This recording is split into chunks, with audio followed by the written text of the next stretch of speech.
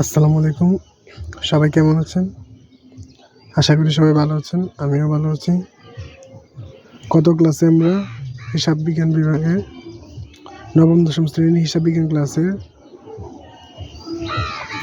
ক্লাসের সপ্তম অধ্যায় খতিয়ানের টিচক এবং চলমান জেরচক নিয়ে আলোচনা করেছিলাম। আজকে আমরা খতিয়ানের সাধারণ খতিয়ান অর্থাৎ জেনারেল লেজার, সহখালী খতিয়ান, সাবসিডিয়ারি লেজার নিয়ে আলোচনা করব। এখন আমরা আগে শিখে নিই সাধারণ খতিয়ান মানে কি। সাধারণ খতিয়ান হচ্ছে উদাহরণস্বরূপ নগদান, মূলধন, ক্রয় বিক্রয়, আসবাবপত্র, দেনাদার এবং পাওনাদার। এগুলো সব হচ্ছে কি সাধারণ খতিয়ান। প্রতিষ্ঠানের মধ্যে অনেকগুলো দেনাদার এবং পাওনাদার বিদ্যমান থাকে। সাধারণ খতিয়ানের মধ্যে হতে দেনাদার ও পাওনাদার হিসাব দুইকে মূল হিসাব অর্থাৎ কন্ট্রোল অ্যাকাউন্টস নামে অভিহিত করা হয়। অর্থাৎ দেনাদার এবং পাওনাদার হিসাব দুইদেরকে আলাদা করে তৈরি করা হয়। অর্থাৎ দেনাদার ও পাওনাদার উভয় হিসাব দেনাদার বৃন্দ ও পাওনাদার বৃন্দের সমষ্টি, অর্থাৎ মোট দেনাদার এবং মোট পাওনাদারের সমষ্টি নির্ণয় হয়।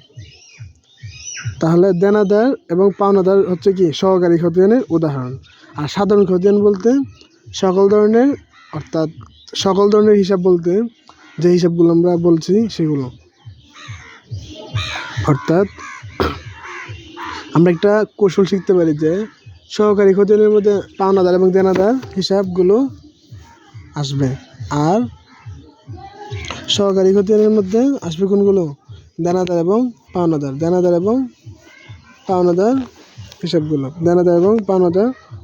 হিসাবগুলো। আজকে আমরা শিখব প্রথমে সাধারণ খতিয়ান। মনে করি একটি ক্রয় জাবেদা, এখানে প্রশ্নের মধ্যে যেটা দেওয়া আছে আমরা দেখতেছি। পরীক্ষায় ক্রয় জাবেদা থাকবে তা কোনো কথা না। ক্রয় জাবেদা থাকবে তা না, আমাদের প্রশ্ন বুঝে আনসার করতে হবে। অর্থাৎ তার আগে এই জন্য আমরা কি শিখেছি? সাধারণ খতিয়ানের মানে কি, সাধারণ খতিয়ানের মানে শিখছি। এখন আমরা সাধারণ খতিয়ান বলতে কোনগুলো শিখছি? যে ক্রয় বিক্রয়, পাওনাদার, দেনাদার, আসবাবপত্র সব কিছুই। তাহলে একটা প্রতিষ্ঠানের এক মাসের লেনদেনের মধ্যে এই হিসাবগুলো যেখানে বিদ্যমান থাকবে সেগুলো আমরা তৈরি করব। এখন যেহেতু আমরা ক্রয় জাবেদা দেখে করতেছি, এখানে ক্রয় জাবেদা বলতে কি বোঝায়? মোট ক্রয় কত টাকা এবং মোট পাওনাদার কত টাকা।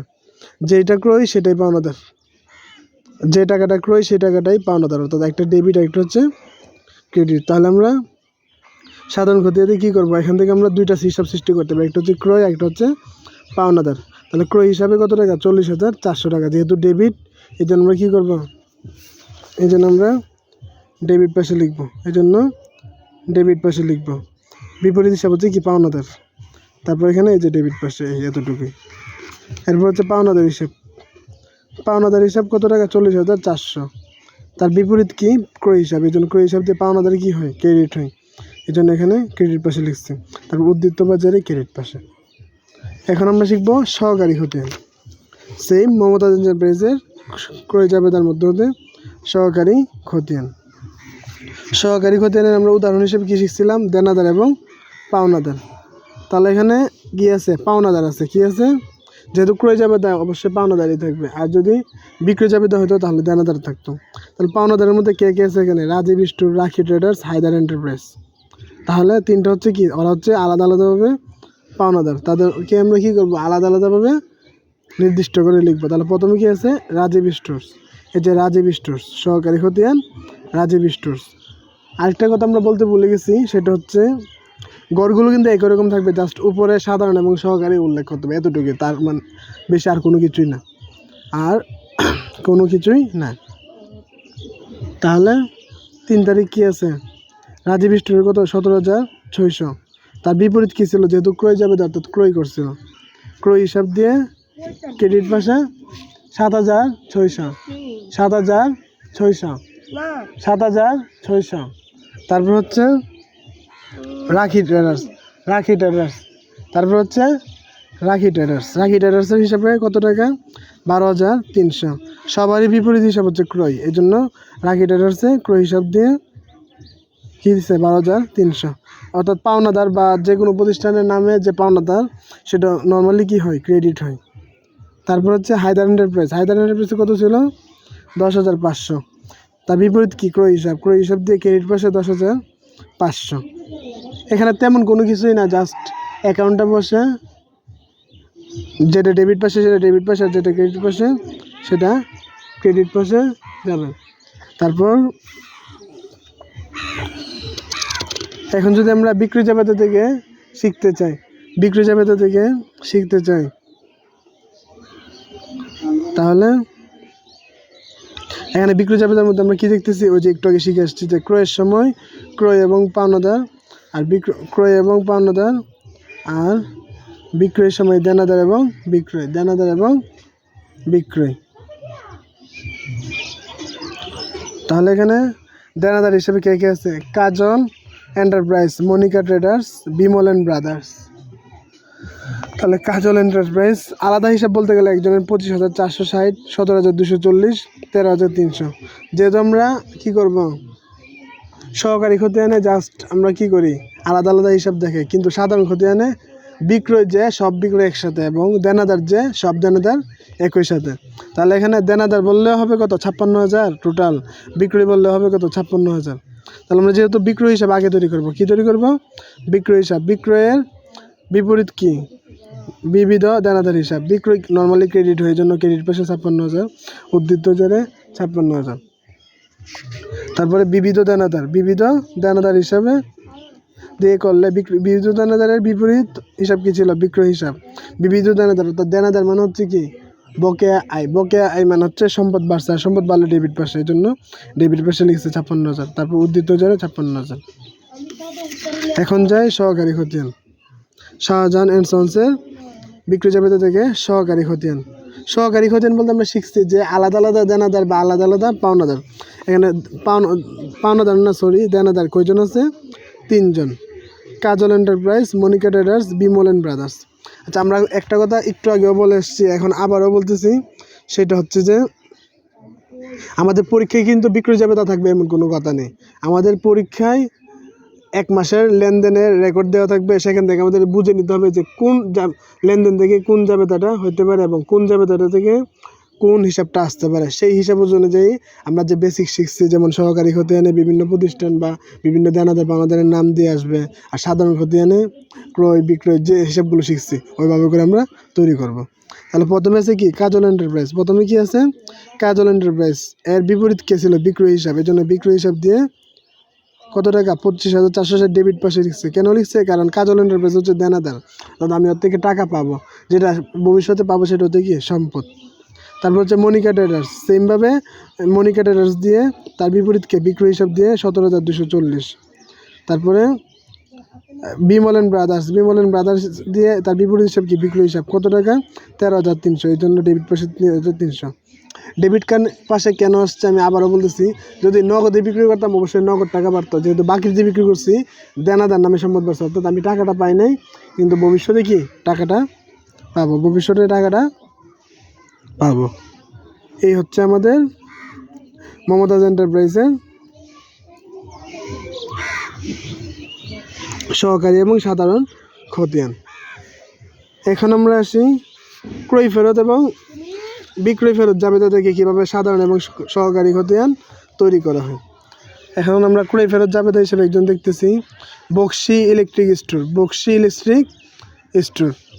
একজন আছে সাইন অ্যান্ড ব্রাদার্স, একজন বাক্কার অ্যান্ড সন্স, একজন বাবু এন্টারপ্রাইজ। আলাদা আলাদাভাবে আমাদের টাকার অ্যামাউন্ট দেওয়া আছে। ক্রয় ফেরত যা বলবো 38,600, পাওনাদারি আমরা তাই বলবো 38,600 টাকা। আর যদি আলাদা আলাদা বলতে চাই তাহলে আমাদের এখানে আলাদা আলাদা আছে। তাহলে এখানে যেহেতু আমরা প্রথমে ক্রয় ফেরত হিসাব তৈরি করব, ক্রয় ফেরতের বিপরীতে কে আছে? পাওনাদার। ক্রয় ফেরতের বিপরীতে কে আছে? পাওনাদার। এই জন্য আমরা পাওনাদারি বা বিবিধ পাওনাদার দিয়ে ক্রয় ফেরত, ক্রয় নর্মালি হচ্ছে ডেবিট আর ক্রয় ফেরত হচ্ছে কি? ক্রেডিট। তাহলে 38,600 টাকা ক্রেডিট পাশে লিখবো, তারপর উদ্ধৃত জেরে ক্রেডিট পাশে লিখলাম। এরপর আসে আমরা বিবিধ পাওনাদার হিসাব। বিবিধ পাওনাদার হিসাব।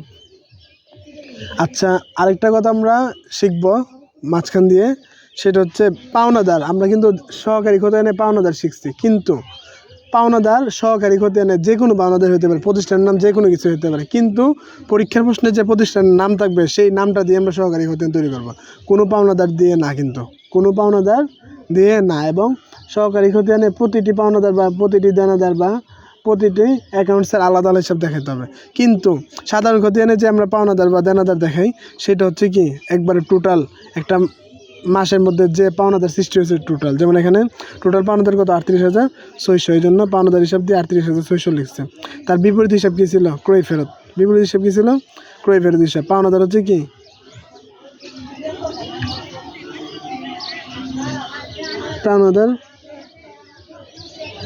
পাওনাদার হচ্ছে কি আচ্ছা, পাওনাদার কিন্তু নর্মালি কিন্তু ক্রেডিট হয়, কিন্তু এখানে পাওনাদার কিন্তু ডেবিট পাশে বসছে। আমরা কিন্তু হঠাৎ করে ভুলে যেতেই পারি। আমাদের এখানে দেখতে হবে যে পাওনাদার কি বাড়ছে নাকি কমছে। পাওনাদার কিন্তু এখানে কমছে, কারণ যখন কিনছিলাম তখন পাওনাদার বাড়ছে, এখন আমরা ফেরত দিয়ে দিচ্ছি। তাহলে ফেরত দিয়ে দিলেও কি আমার কাছে টাকা পাবে না। এই জন্য ফেরত দিয়ে দেওয়ার কারণে টাকা পাবে না, অর্থাৎ পাওনাদার আবার কমে গেছে, এই জন্য ডেবিট পাশে হয়েছে। তারপর হচ্ছে সহকারী খতিয়ান। এখানে 3 জনের নাম হচ্ছে Sayed and brothers, Bakkar and sons, Babu enterprise. তাহলে সাইদ অ্যান্ড ব্রাদার্সের হিসাবে কত টাকা ছিল? 13,910 টাকা। এই জন্য সাইদ অ্যান্ড ব্রাদার্স দিয়ে, তার বিপরীত হচ্ছে কি ক্রয় ফেরত, এই জন্য ক্রয় ফেরত দিয়ে সাইদ অ্যান্ড ব্রাদার্স ডেবিট হচ্ছে, এই জন্য ডেবিট 13,910। তারপর বাক্কার অ্যান্ড সন্স দিয়ে সেমভাবে ক্রয় ফেরত হিসাব দিয়ে ডেবিট পাশে লিখবো। আবার বাবু এন্টারপ্রাইজ দিয়ে সেমভাবেই ক্রয় ফেরত হিসাব দিয়ে ডেবিট পাশে লিখবো। অর্থাৎ সবগুলো পাওনাদার এখানে হ্রাস পেয়েছে, আর তাদের বিপরীত হিসাব কী ছিল? ক্রয় ফেরত হিসাব। এরপরে সে বিক্রয় ফেরত যাবে, তাদেরকে কীভাবে সাধারণ বা সহকারী খতিয়ান তৈরি করব। আলম ট্রেডার্সের বিক্রয় ফেরত যাবে, আলম ট্রেডার্সের বিক্রয় ফেরত যাবে। আলম ট্রেডার্স কার থেকে পণ্য ফেরত পেয়েছে? Rashedin co, Parvez store, Rhoda enterprise, 3 জনের থেকে পণ্য ফেরত পাইছে। আচ্ছা, যখন পণ্য ফেরত দিচ্ছি তখন পাওনাদার ডেবিট হয়েছিল, এখন পণ্য যেহেতু ফেরত পাইছি দেনাদার কী হয়ে যাবে? ক্রেডিট হয়ে যাবে। আর ক্রয় ফেরত যেখানে ক্রেডিট হয়েছিল এখানে বিক্রি ফেরত হয়ে যাবে কি ডেবিট। তাহলে বিক্রি ফেরত হিসাব যেহেতু তৈরি করবো, প্রথমে বিক্রি ফেরত কত টাকা? এখানে 23,500। কত টাকা? 23,500। তার বিপরীত হচ্ছে কি বিবিধ দেনাদার বলতে পারি বা দেনাদার বলতে পারি। বিবিধ দেনাদার দিয়ে বিক্রয় ফেরত ডেবিট পাশে লিখবো, কারণ বিক্রয় ক্রেডিট, বিক্রয় ফেরত হচ্ছে কি ডেবিট, মানে আয় হ্রাস পেয়েছে। তারপর হচ্ছে আমাদের বিবিধ দেনাদার হিসাব দিয়ে বিবিধ দেনাদার বা দেনাদার হিসাব কত টাকা? টোটাল 3 জনের সাথে দেনাদার সৃষ্টি করছিল 23,500 টাকা। বিবিধ দেনাদার হচ্ছে কি ডেবিট হয় নর্মালি যখন আমরা ধারে বিক্রি করি, কিন্তু এখানে আমরা ধারে বিক্রিত পণ্য ফেরত আসছে, এই জন্য বিবিধ দেনাদার হয়ে যাবে কি ক্রেডিট। বিবিধ দেনাদার হয়ে যাবে কি ক্রেডিট পাশের জন্য লিখছে।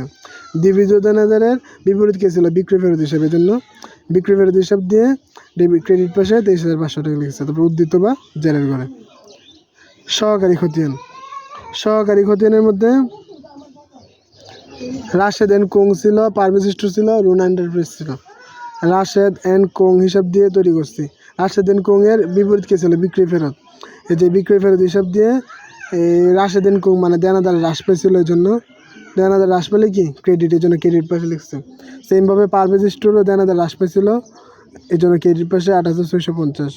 রুনা এন্টারপ্রাইজ নামে দেনাদার হ্রাস পেয়েছিল, এই জন্য ক্রেডিট পাশে 4,500 টাকা। এবং হিসাবের উদ্ধৃতি আমাদের নিয়ে দিতে হবে, কারণ এখানে একটা অ্যাকাউন্টস আসছে, নর্মালি একটা অ্যাকাউন্টস দিয়ে আসে, যার কারণে আমাদেরকে যোগ বিয়োগটা তেমনটা করতে হয় না। যা আমরা ডেবিট ক্রেডিট লিখি তাই উদ্ধৃত জারি করে লিখি। আজকের মতো আমরা ক্লাস এখানে শেষ করছি। সবাইকে ধন্যবাদ এবং সবাই আমার পাশে থাকবেন, সবাই আমাকে সাপোর্ট দিবেন। যদি কারো কোনো সমস্যা থাকে বা যদি কারো কোনো সমস্যার সৃষ্টি হয়, কোনো কিছু বোঝার থাকে, অবশ্যই আমাকে নক করবেন। আমি আপনাদেরকে আমার সাধ্যমতো যথাসাধ্য চেষ্টা করবো আপনাদেরকে সহযোগিতা করার জন্য। আমার পাশেই থাকবেন এবং আমার পেজে লাইক এবং কমেন্ট করে শেয়ার করে পাশে থাকবেন। সবাইকে ধন্যবাদ। আসসালামু আলাইকুম।